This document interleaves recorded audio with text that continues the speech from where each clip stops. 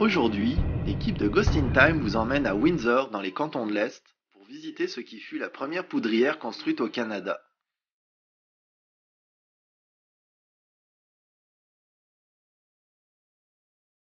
Fondée en 1864 par 3 Américains pour fournir en poudre noire les troupes américaines durant la guerre de Sécession, elle fut utilisée jusqu'en 1922.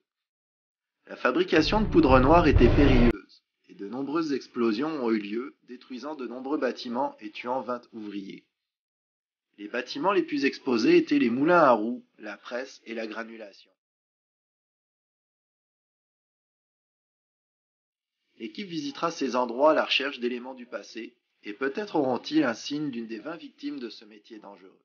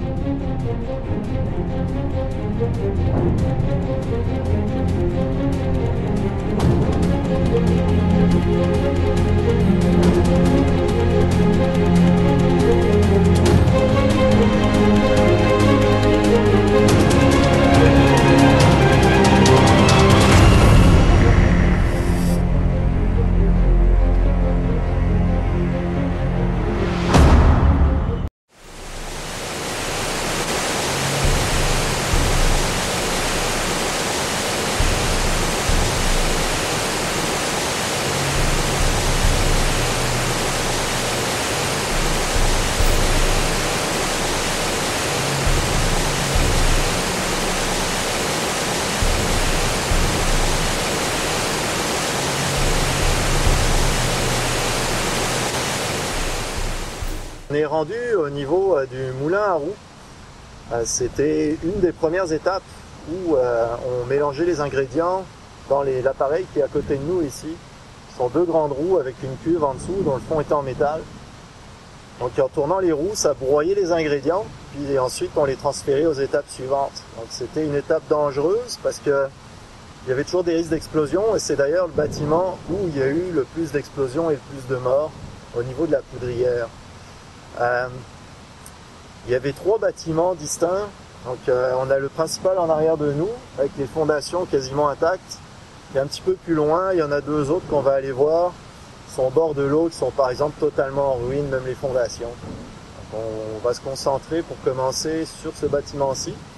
Donc là on est autour, on va essayer de voir si quelqu'un voudrait dialoguer avec nous, puis ensuite on va aller dans les fondations elles-mêmes, voir si peut-être il y a plus de réactions. On a emmené des enregistreuses audio comme d'habitude, détecteurs de champ magnétique. J'ai un K2 dans la main, on a un autre K2 plus loin. Les enregistreuses audio, on en a une placée à côté de nous et sur la roue, et une sur les fondations. On a amené un pod aussi qui est ici. Donc le pod permet de détecter les champs magnétiques et émet son propre champ magnétique. Donc quand on s'approche, pas besoin de le toucher, ça va nous indiquer s'il y a de l'activité. Donc on aimerait savoir s'il y aurait quelqu'un avec nous qui voudrait dialoguer. Est-ce qu'il y aurait un ancien ouvrier qui a travaillé ici, qui est possiblement décédé ici, qui aimerait prendre contact avec nous? On n'est pas là pour vous juger, on n'est pas là pour vous faire partir. On est juste venu chercher un petit peu l'histoire de la poudrière.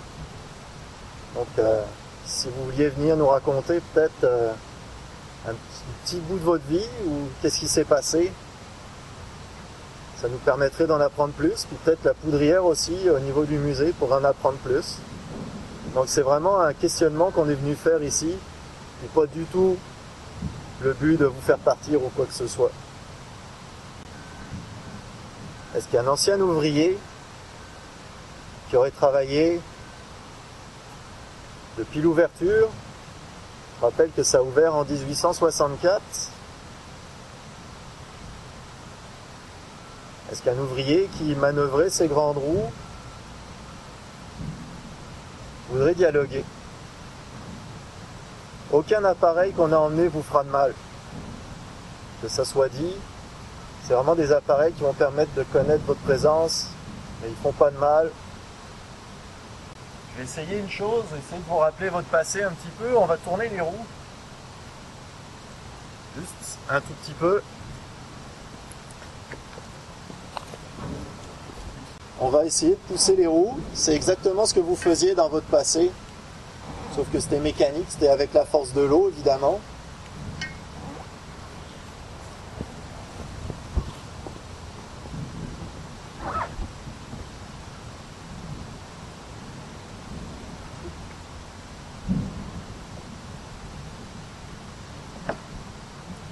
Est-ce que vous vous rappelez de ça?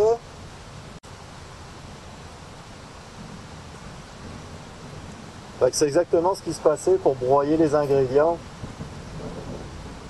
Ça devait être assez risqué toute la journée, même si vous aviez des journées plus courtes que d'autres travailleurs. Je vais vous citer une liste de noms. Ces personnes sont décédées dans une des bâtisses, dans un des moulins à roues.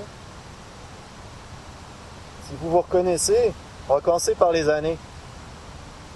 Si vous vous reconnaissez, faites-nous un signe avec un des appareils. La lampe de poche, vous pouvez allumer, la lumière verte, l'appareil avec l'antenne. Est-ce que quelqu'un qui serait décédé dans une explosion en 1865 voudrait communiquer avec nous?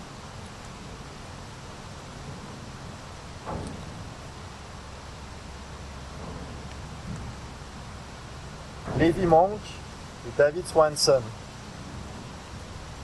Est-ce qu'un de vous deux voudrait communiquer avec nous? Si oui, touchez un des appareils. Levi Monk, David Swanson, if you're here and you want to say something, this is your chance.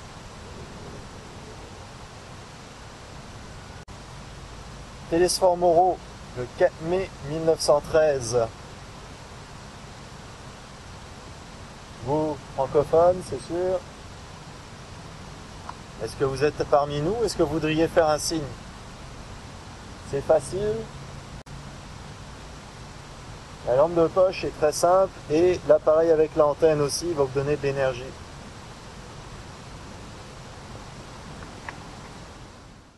On est rendu dans les fondations d'un des moulins à scie. Donc on a vu juste avant les anciennes roues qui étaient actionnées de façon mécanique pour broyer les éléments pour faire la poudre noire. Donc ils étaient situés ici. Donc on a un trou devant nous, c'est de là que devaient sortir les engrenages, puis les roues étaient devant nous. On a des gros murs de ciment tout autour de nous. Les murs étaient pour éviter les explosions, si ça explosait, que ça aille aux autres bâtiments.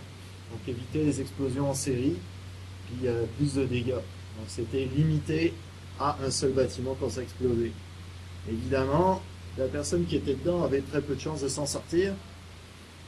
Donc on a ramené le même équipement, on a une lampe de poche, l'appareil avec l'antenne, les enregistreuses audio, la lumière verte qui est au fond là-bas. On a amené une Ghostbox aussi, mais on va s'en servir seulement à la fin. Donc si quelqu'un qui travaillait à la poudrière de Windsor voudrait communiquer avec nous, c'est votre moment. Profitez-en, comme on vous l'a dit. On n'est pas là pour vous juger, on n'est pas pour vous faire mal, on n'est pas là pour vous faire partir. On veut juste connaître votre histoire, qu'est-ce qui est arrivé, si vous êtes encore là, qui est là. Connaître votre nom, ça serait génial.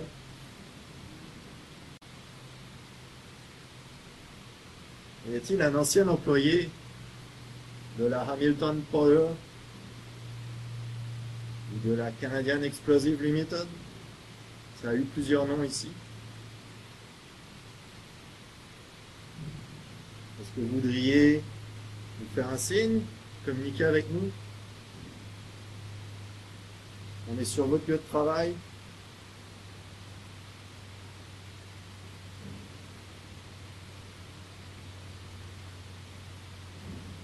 Est-ce que vous parlez en français? S'il y a quelqu'un, est-ce que vous parlez en français? Je voudrais le savoir, c'est important. Si vous pouvez toucher l'un des appareils qui a de la lumière, ou bien la lampe de poche, le petit bâton noir. Si vous parlez en français, faites-nous un signe. Are you talking English? If you talk in English, touch one of the device with lights, or touch the flashlight. Please touch it now. We need to know. Touchez à quelque chose maintenant. On veut juste communiquer, on veut savoir votre histoire. Comme on vous disait, aucun appareil ici ne fait de feu ou d'étincelle. C'est totalement sans danger. Donc, même si on est dans un environnement de poudre noire, soyez pas effrayés, il ne se passera rien. En 1888, le 17 août exactement, William Vogt et James Thomas sont morts d'une explosion, toujours dans un de ces bâtiments. Mr. Voigt, Mr. Thomas,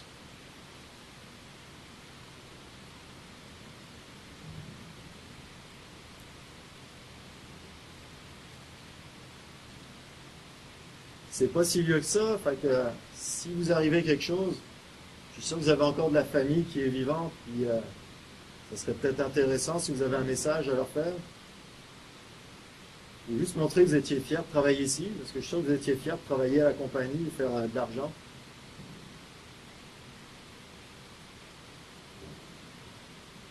Le 4 mai 1913, Télésphore Moreau. Est-ce que Télésphore Moreau est avec nous? Télésphore Moreau, are you here with us? Le 4 mai 1913, Télésphore Moreau. Est-ce que Télésphore Moreau est avec nous? Télésphore Moreau, are you here with us? On va essayer un dernier appareil qu'on a emmené, on ne l'a pas encore essayé. Ah, puis juste une chose aussi, si jamais vous travaillez à la granulation, on a amené un maillet aussi, qui date de l'époque, vous allez le reconnaître sûrement. Si vous avez envie de jouer avec, il est posé ici, faites-vous plaisir. safety first. Do you agree with that? Safety first.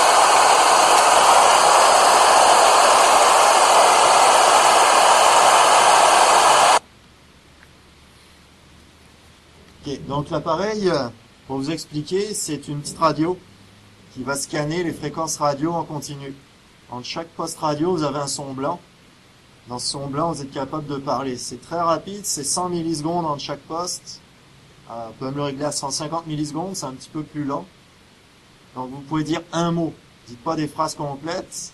Idéalement, ça serait de dire votre nom, ou votre nom de famille, ou en tout cas quelque chose qu'on soit capable de savoir que c'est vous et pas un poste radio.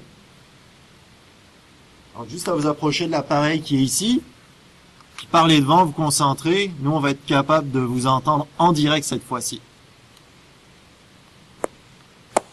Est-ce que quelqu'un qui riait avec nous, qui aurait voulu dire quelque chose?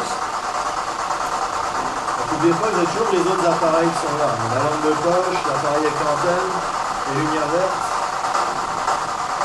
Mais vous pouvez aussi parler dans l'appareil qui est livré.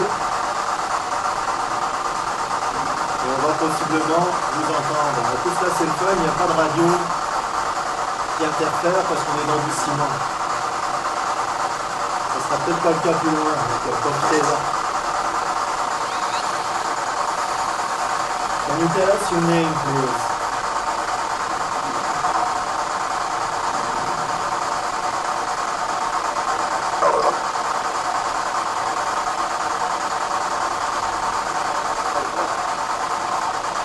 Can you repeat, please?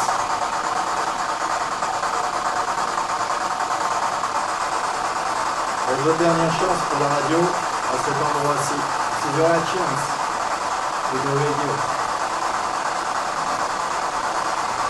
Tell us your name. Tell us your name, please.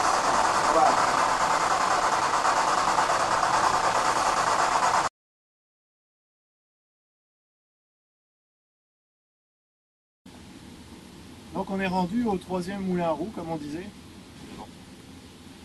Donc on a amené les mêmes appareils que tantôt. On a le pod avec l'antenne, l'enregistreuse audio, 2K2 avec la lumière verte. On a mis un Melmeter, donc il y a la même chose que le K2 mais digital. Il a aussi un détecteur de mouvement, donc s'il y a une vibration dans la roche, ça va le détecter. Et une autre enregistreuse audio un petit peu plus loin. Est-ce que quelqu'un voudrait communiquer? Est-ce que une des personnes qui est décédée dans les moulins à roues voudrait communiquer avec nous? On va mettre la radio comme tantôt, mais pas longtemps. Donc si vous voulez communiquer, il va falloir entre les postes radio dire un mot rapide. Idéalement votre nom, qu'on sache à qui on parle. T'as pas entendu comme une espèce de cri? Oui, je l'ai entendu. Tu l'as entendu, toi, hein? Pour l'instant. Ça a fait comme un cri, quelqu'un qui criait. Donc on est rendu au bâtiment, l'ancien bâtiment de la presse. Dans ce bâtiment-ci, tout ce qui arrivait des moulins à roues était mis en grosses galettes, en petits gâteaux, qui ensuite allaient être brisés un petit peu plus loin. Donc les grosses galettes étaient mises à sécher avant d'être brisées pour faire de la poudre. Donc c'était évidemment assez dangereux encore parce qu'il y avait des risques d'explosion lorsqu'on pressait les galettes. Puis au séchage aussi évidemment, ça reste toujours des explosifs. Surtout la poudre noire qui est quand même assez instable. Donc ce bâtiment-là a déjà explosé. Il y a eu une explosion, mais une tellement grosse que le séisme s'est entendu jusqu'à Sherbrooke. Je rappelle qu'on est à Windsor, qui est quand même assez loin. Donc, est-ce que les travailleurs qui étaient dans ce bâtiment voudraient communiquer avec nous? On vous a apporté les mêmes appareils que tantôt, ils sont juste un peu plus proches. On a les appareils avec les lumières vertes, les enregistreuses audio. Un appareil ici, quand vous le touchez, ça fait du bruit, ça va vous donner de l'énergie aussi. Avec la lampe de poche, comme on disait, que vous pouvez allumer en vous approchant, en la touchant, elle va s'allumer toute seule. Puis évidemment, un appareil ici qui est électronique, qui donne les chiffres pour le magnétisme et la température. Fait que, si vous approchez, vous pouvez faire monter, baisser la température, on la voit. Et pour le champ magnétique aussi, si vous approchez, on devrait être capable de vous détecter. Mais il va falloir rester proche de l'appareil, par exemple. Donc, est-ce que quelqu'un voudrait communiquer avec nous?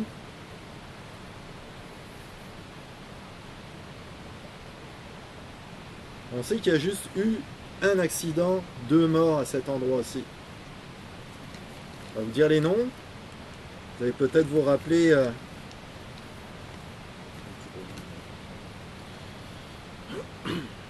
C'était le 17 novembre 1904.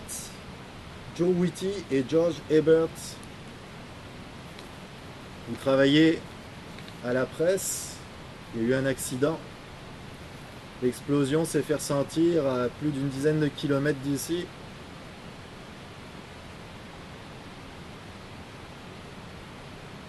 Êtes-vous encore ici?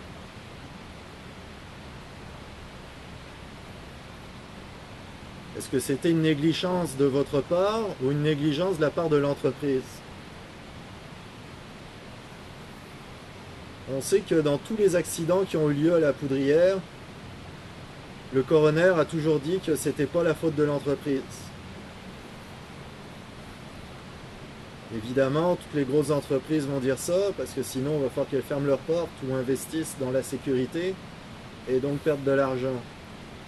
Ils préfèrent perdre des hommes que de l'argent souvent. Est-ce que peut-être ça vous aurait fâché, c'est ça?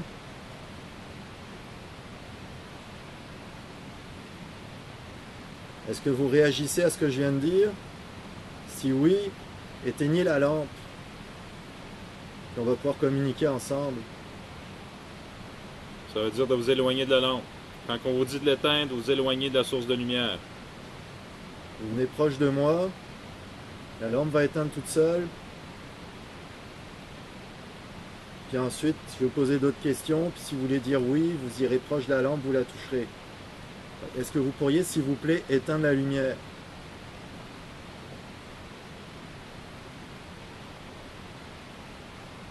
Éloignez-vous de la lampe.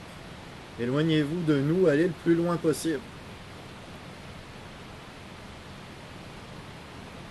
C'est ça, C'est continuez. ça, plus loin encore. Approchez-vous de nous. Je m'efforce de reculer un peu pour peut-être aider. Non, même plus loin que nous. Allez ailleurs. Éteignez la lampe complètement. Plus loin, plus loin. Reculez. C'est ça, merci. Merci beaucoup. Est-ce que la poudrière prônait la sécurité en premier, comme c'est écrit sur le fameux marteau de travail, Safety First? Êtes-vous d'accord avec ça? Si oui, faites-nous un signe. Touchez une des lampes. Faites baisser la température d'1 degré complet. Rapidement. Lampe de poche. Ouais, puis là, je l'ai reseté plus dur. Ouais. Parce que justement... Ok. Fait que là, je l'avais mis plus difficile à allumer, puis vous l'allumez pareil. Est-ce que vous pourriez l'éteindre, s'il vous plaît? Même chose que tantôt. Éloignez-vous, s'il vous plaît. Venez vers nous. Venez vers nous et plus loin que nous. Éloignez-vous loin. Pour qu'il n'y ait plus rien de l'énergie ici qui allume la lampe. Allez. Vous devez reculer le plus loin possible de la lampe, de la source lumineuse. Tout de suite. Venez proche de nous. Éloignez-vous encore plus loin. Continuez. C'est ça, ça va bien. Continuez encore. Encore. Encore. Reculez encore. C'est ça, merci. Merci. Donc il y avait vraiment un problème de sécurité ici. On voit que ça fait ressortir quelque chose. Est-ce que, en vous concentrant bien, vous êtes capable de dire votre nom dans les enregistreuses audio, puis on l'entendra plus tard, s'il vous plaît?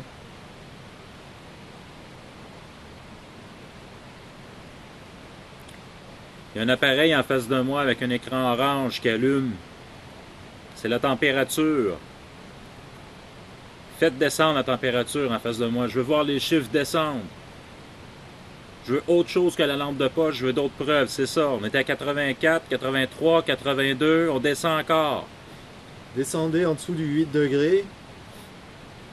Encore. Dans les 10 prochaines secondes, puis on verrait que c'est vous. C'est vrai que c'est fou comment ça baisse. Ouais, hein. hein. Est-ce Ok. que vous pourriez continuer à descendre? On est à 8.2. Est-ce que vous pourriez descendre Oui. à 7.9, s'il vous plaît? On a atteint 8.1. On peut descendre encore. On descend dans le 7. On descend. Vous êtes capable. Faites-le encore.